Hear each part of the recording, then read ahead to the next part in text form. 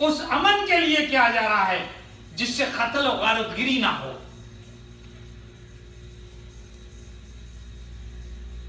اس کے بعد بات آگے بڑھتی ہے. 10 سال کا پیس ایگریمنٹ ہوتا ہے. یہ کم و بیش 6 ہجری اور سرکار دو عالم صلی اللہ علیہ وسلم پردہ فرمائے 10 ہجری. اگرچہ یہ امن وہ لوگ قائم رکھتے تو پیس ایگریمنٹ میں اللہ کے نبی پردہ فرماتے اور فتح مکہ نہیں ہوتا. صبر کا پھل دیکھیں آپ. جو اس کا فرمان ہے اس کی پابجائی کر رہا ہے وقت کا نبی.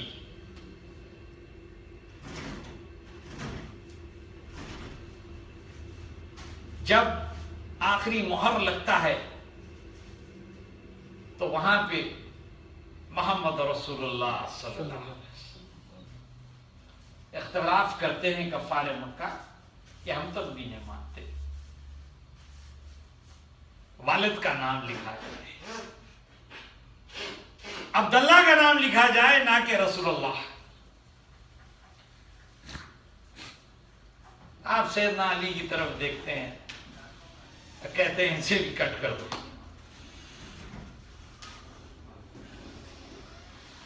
صرف لکھنے اور کہنے سے دل سے ماننا ضروری ہے. کٹ کر.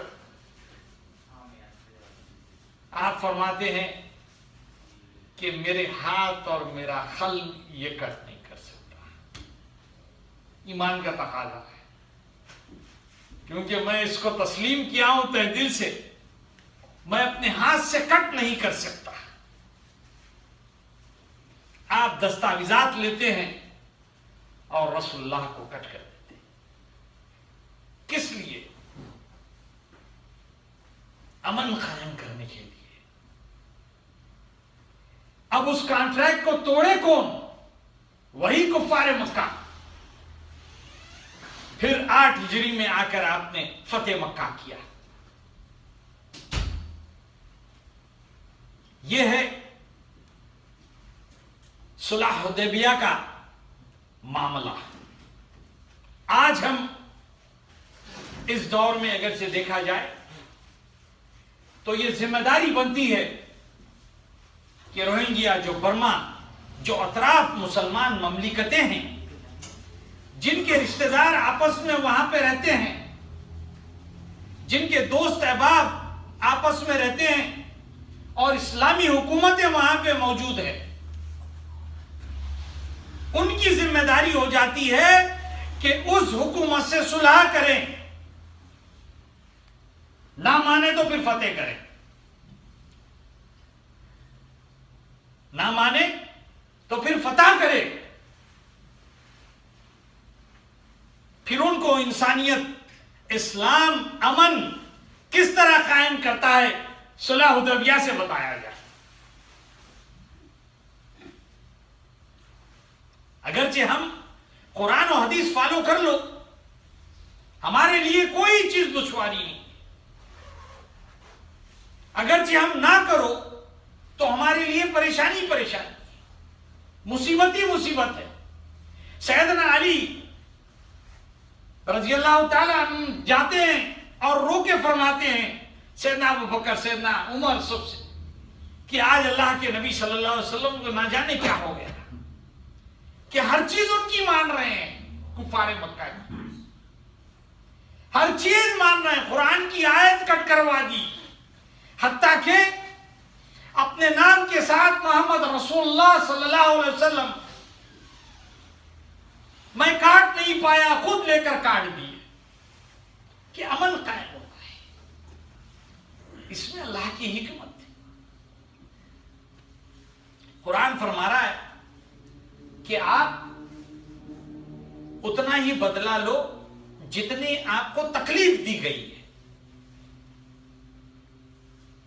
اور یہ جو معاملات ہوتے ہیں, ہم اس ملک میں ہیں, کتنے ہمارے سینیٹرز اور کانگریس مین کو یہ کلپس بھیجے. ہم آپس میں اتنے کلپ بھیج رہے ہیں, صبح اٹھے تک صبح پورے فون کی میموری فل ہے. جو آپ بھیجتے ہیں وہ بھی آپ بھیجتے ہیں, وہ آپ بھیجتے ہیں وہ بھی آپ بھیجتے ہیں. ہم اس چیز کو, بڑی پیاری بات بتائی طارق مسعود صاحب, ہم اس چیز کو دنیا کے کونے کونے میں بھیجا جائے جہاں پہ یہ لوگ نہیں دیکھیں. اور آج میں نے جو کرنٹ پوپ ہے, آج میں ان کا بیان سنا, وہ تڑپ تڑپ کے التجا کر رہا ہے. یہ دیکھو وہ مسلمان بول کر ان کے اوپر یہ بدھزم فالو کرنے والے, ایکسٹریمزم جن میں انتہا پسندی ہے, وہ ناحق کے مار رہے ہیں معصوموں کو, بچوں کو, خواتین کو. میسج وہاں تک چلا گیا ہے. کتنے میسج گئے تھے عراق کی زبردستیوں پہ, کردشوں کو مارنے پہ, لیبیا کی زبردستیوں پہ. پھر انہوں نے اقدام اٹھایا کہ اس کو نیست و نابود کیا جائے. تو ہمارا بھی فریضہ بنتا ہے کہ ہم بھی ہمارے جو یہاں کے سینیٹرز اور کانگریس مین ہیں ان تک پہنچائے. بدقسمتی یہ ہے کہ ہماری سارے امت مسلمہ سے اس کیپٹل میں لابینگ کرنے والا ہی کوئی نہیں ہے. ہماری التجا لیا کہ ان کانگریس مین یا سینیٹرز کو بولے, بتائے یہ کلپس کہ اس طرح سے ہتھیاچار ہو رہا ہے, اس طرح سے قتل و غارت گیری ہو رہی ہے. ہم تو اس کاموں میں کوئی مداخلت ہی نہیں کر رہے سوائے ایک اور دو آدمی. اس میں میجورٹی بنانا پڑتا ہے, اس میں پٹیشنز بنانی پڑتی ہے. پٹیشنز بھی میں نے دیکھا ہوں, لیکن ہمارا اصل کام جو ہوتا ہے اس میں, کیونکہ جب ہمارا ایک معاملہ ایسا ہے بحیثیت امتی کہ ہمارے جسم میں چوٹ لگتی ہے جسم کے ایک حصے میں تو سارے جسم کو تکلیف پہنچتی ہے, اسی طرح ایک مومن کو تکلیف پہنچتی ہے تو ساری امت کو تکلیف پہنچنی چاہیے. وہ دکھنے میں کیسا ہے, اس کا رنگ و روپ کیسا ہے, یہ تفرقات کی بنیاد سے ہٹ کر اللہ رب العزت نے قرآن نازل فرمائی کہ محمود ایاز بھی ایک صف میں ٹھہرے ہیں اور نماز ادا کر رہے ہیں, کہ نہ کوئی بڑا نہ کوئی چھوٹا. ہمارا تعلق اس مذہب سے ہے, ہماری خاموشی اس برابر کا جرم ہے جو دیکھ کر, ویڈیو کلپ دیکھ کر میموری فل ہونے پہ نکال دی جاتی ہے. ہم کتنے نہ یہاں پہ اسٹوڈنٹس بھی جتنے ہیں وہ بھی بتا سکتے ہیں کہ ہم تو مثال دیتے ہیں امریکہ کی کہ جہاں بھی قتل و غارت گری ہوتی ہے آپ لوگ فرشتوں کی طرح پہنچتے ہو. یہاں پہ کیا ہو رہا ہے آپ لوگوں کو لکھنا چاہیے. ہم یہاں پہ آ کے تعلیم حاصل کر رہے ہیں, ہم ہماری ملکوں سے, گھروں سے دور ہیں. اگرچہ ہماری خاموشی اسی طرح سے مسلسل رہی تو ہو سکتا ہے کہ ہم نے چند علاقوں میں ہمارے ملک کے دیکھے ہیں, چند اسٹیٹوں میں ہم نے یہ معاملات دیکھے, اتنے بڑے صغیر پہ نہیں, لیکن ہم نے ایسے معاملات دیکھے کہ ہمارے لیے کتنی مصیبتیں کھڑی کی گئی, ہماری ماں بہنوں کی آبروریزی کی گئی, ہمارے بوڑھوں کو تڑپا کے مارا, اور جو بچے معصوم ابھی ماں کی کوکھ میں ہیں ان کو پیٹ سے نکال کر مارا. یہ ہماری خاموشیوں کا نتیجہ ہے.